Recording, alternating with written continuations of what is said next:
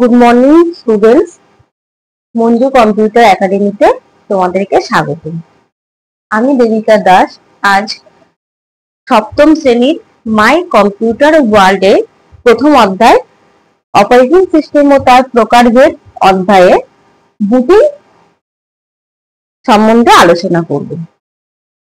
দেখো, সাধারণত কম্পিউটারের পাওয়ার সুইচ চালু করার পর সিস্টেম প্রোগ্রামগুলি রম বা হার্ড ডিস্ক থেকে কম্পিউটারের প্রাইমারি মেমোরিতে স্থানান্তরিত হওয়ার মাধ্যমে কম্পিউটার সিস্টেম চালু হওয়ার পদ্ধতিকে বুটিং বলে। অর্থাৎ আমরা যখন কম্পিউটারের পাওয়ার সুইচটা চালু করি বা কম্পিউটারটা যখন অন করি, সেই সময় কি হয়, সিস্টেমের যে প্রোগ্রামগুলো সেই প্রোগ্রামগুলো কিন্তু রম বা হার্ড ডিস্ক থেকে কম্পিউটারের যে প্রাইমারি মেমোরি বা র্যামে স্থানান্তরিত হয়। এই যে ঘটনাটা, এই ঘটনাটাকেই কিন্তু বুটিং বলা হয়। দেখো, এবার বুটিং প্রসেস অর্থাৎ বুটিং এর প্রকারভেদ। কম্পিউটার বুটিং প্রক্রিয়াকে আমরা দুটো ভাগে ভাগ করতে পারি। শীতল বুটিং অর্থাৎ কোল্ড বুটিং। দেখো, কম্পিউটার সিস্টেমে সম্পূর্ণ যদি বন্ধ অবস্থায় থাকে বা বন্ধ অবস্থা থেকে পাওয়ার সুইচ চালু বা অন করার পর কম্পিউটার সিস্টেম যে বিশেষ পদ্ধতির মাধ্যমে চালু হয় তাকে শীতল বুটিং বলে। এই ধরনের বুটিং এর ক্ষেত্রে কম্পিউটার সিস্টেম সম্পূর্ণরূপে কিন্তু বন্ধ থাকে অথবা শাটডাউন করার দরকার হয়। বিদ্যুৎ সংযোগ থেকে কম্পিউটার যেন সম্পূর্ণভাবে বিচ্ছিন্ন থাকে সেটিও কিন্তু লক্ষ্য রাখতে হবে। তাহলে শীতল বুটিং বলতে আমরা বুটিংকেই বোঝাই, অর্থাৎ কম্পিউটার সিস্টেম সম্পূর্ণ বন্ধ অবস্থা থেকে পাওয়ার সুইচ অন করা পর্যন্ত যেই বুটিংটা সম্পূর্ণ হয় সেই বুটিংকে কিন্তু শীতল বুটিং বলা হয়। এবার দেখো উষ্ণ বুটিং বা ওয়ার্ম বুটিং। যখন কোনো কম্পিউটার সিস্টেম সম্পূর্ণভাবে বন্ধ না করে চালু থাকা অবস্থাতেই পুনরায় শুরু করা বা রিস্টার্ট করা হয় তখন তাকে উষ্ণ বুটিং বলা হয়।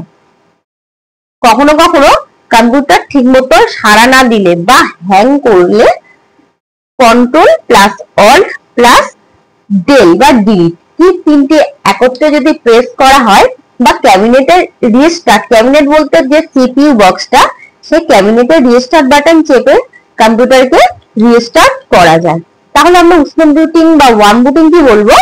যখন কম্পিউটার হ্যাং হয়ে যায় বা কম্পিউটার কোনো প্রকার সাড়া না দেয় তখন আমরা কম্পিউটারকে বন্ধ না করে কম্পিউটারকে রিস্টার্ট করি। অর্থাৎ পাওয়ার অপশনে গিয়ে, এই যে পাওয়ার অপশনটা দেখতে পাচ্ছি, এই পাওয়ার অপশনে গিয়ে আমরা কি করব, এখান থেকে এই যে রিস্টার্ট দেখতে পাচ্ছি তোমরা, এই রিস্টার্টটাকে আমরা ক্লিক করব। রিস্টার্ট ক্লিক করলে তখনই তোমাদের উষ্ণ বুটিং বা ওয়ার্ম বুটিংটা সম্পন্ন হবে।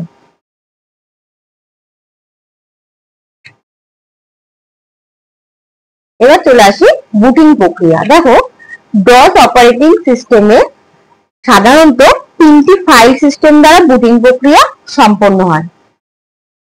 io.sys, ডস অপারেটিং সিস্টেমে io.sys এবং রম বায়োস সাধারণত একসঙ্গে কাজ করে এবং কম্পিউটারের যাবতীয় কাজ বা ইনপুট ও আউটপুট ফাংশনগুলি নিয়ন্ত্রণ করে। দেখো, io.sys এটা কিন্তু বুটিং প্রক্রিয়া, অর্থাৎ বুটিং প্রক্রিয়ার ক্ষেত্রে একটি কমান্ড। ডস অপারেটিং সিস্টেমে, ডসে কি সবসময় কমান্ড আমরা ব্যবহার করে থাকি, তাহলে ডস অপারেটিং সিস্টেমে io.sys এর মাধ্যমে কি করা হয়, io.sys এবং রম বায়োস সাধারণত একসঙ্গে কাজ করে এবং এই এর কাজের মাধ্যমে কি হয়, যাবতীয় ইনপুট এবং আউটপুট গুলো আমরা একসাথে নিয়ন্ত্রণ করতে পারি। এবার দেখো ms-dos.sys, এটি সমস্ত ফাইল সিস্টেম ম্যানেজ করে এবং সমস্ত প্রোগ্রামগুলিকে পরিচালনা করে সিস্টেমের বেসিক ফাংশনগুলি নিয়ন্ত্রণ করে। দেখো, একটা সিস্টেমকে পরিচালনা করতে গেলে বেসিক যে ফাংশনগুলো থাকে সেগুলোকে কিন্তু নিয়ন্ত্রণ বা ম্যানেজ করে ms-dos.sys কমান্ডটি। এবার দেখো command.com, এটি সম্পূর্ণ সিস্টেমের রক্ষাকর্তা হিসেবে কাজ করে। বুট প্রক্রিয়া চলাকালীন অপারেটিং সিস্টেমের ফাইল সিস্টেমগুলি একের পর এক মেমোরিতে লোড হয়। দেখো, আমরা বুটিং প্রক্রিয়ার ক্ষেত্রে কি করেছিলাম, যে বুটিং প্রক্রিয়ার ক্ষেত্রে কি হয়, অপারেটিং সিস্টেমটি হার্ড ডিস্ক থেকে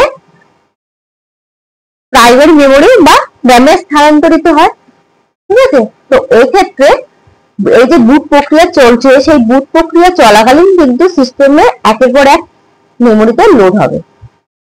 এছাড়াও config.c এবং autotext.dat ফাইলগুলি দুটি বুটিং প্রক্রিয়াকে ত্বরান্বিত করে।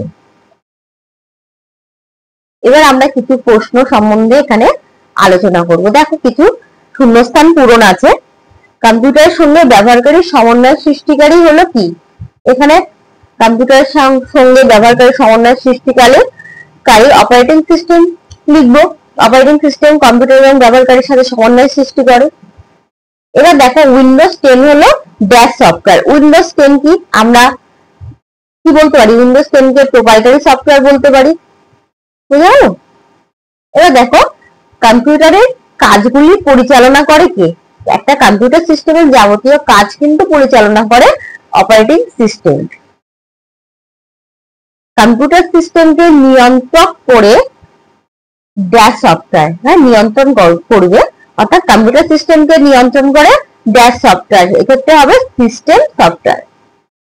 ড্যাশ কম্পিউটার সিস্টেমে একই সময় অনেকগুলি ইউজার কাজ করতে পারে। তাহলে একই সময় অনেক ইউজার কাজ করতে পারে কোন অপারেটিং সিস্টেমে? তোমাদেরকে পড়ানো হয়েছে উইন্ডোজ অপারেটিং সিস্টেমে একই সঙ্গে অনেকগুলি ইউজার কাজ করতে পারে। তাহলে উইন্ডোজ অপারেটিং সিস্টেমটা কি? Multi user. এবার দেখো, লিনাক্স অপারেটিং সিস্টেমটি তৈরি করা হয় ড্যাশ ব্যবহার করে। লিনাক্স অপারেটিং সিস্টেমটি তৈরি করা হয় কি ব্যবহার করে? কার্নেল ব্যবহার করে। MS-DOS হলো একটি ড্যাশ ইন্টারফেস ভিত্তিক অপারেটিং সিস্টেম। MS-DOS কি?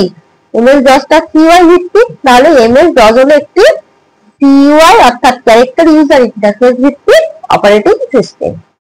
এবার দেখো, বিভিন্ন প্রোগ্রামের সমষ্টিকে ড্যাশ সফটওয়্যার বলে। কি বলে? বিভিন্ন প্রোগ্রামের সমষ্টিকে সিস্টেম সফটওয়্যার বলা হয়। এবার আমরা কি করব? ইউটিলিটি সফটওয়্যারের একটি উদাহরণ। ইউটিলিটি সফটওয়্যার উদাহরণ কি হয়? এখানে অ্যান্টিভাইরাস হয়, স্যান্ডিক্স হয়, তোমরা অ্যান্টিভাইরাসটাই বলবে। তারপর দেখো, ড্যাশ যে কোনো কম্পিউটারের সবচেয়ে গুরুত্বপূর্ণ সফটওয়্যার। এখানে কি? সিস্টেম সফটওয়্যার কিন্তু যে কোনো সফটওয়্যারের একটি গুরুত্বপূর্ণ সফটওয়্যার। বোঝা গেল?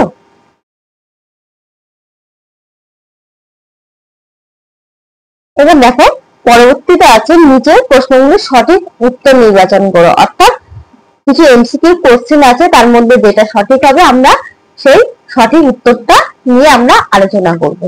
আজকের ভিডিওটা আমাদের এই পর্যন্ত। পরবর্তী ভিডিওতে আমরা পরবর্তী কোশ্চেন গুলো সলভ করব।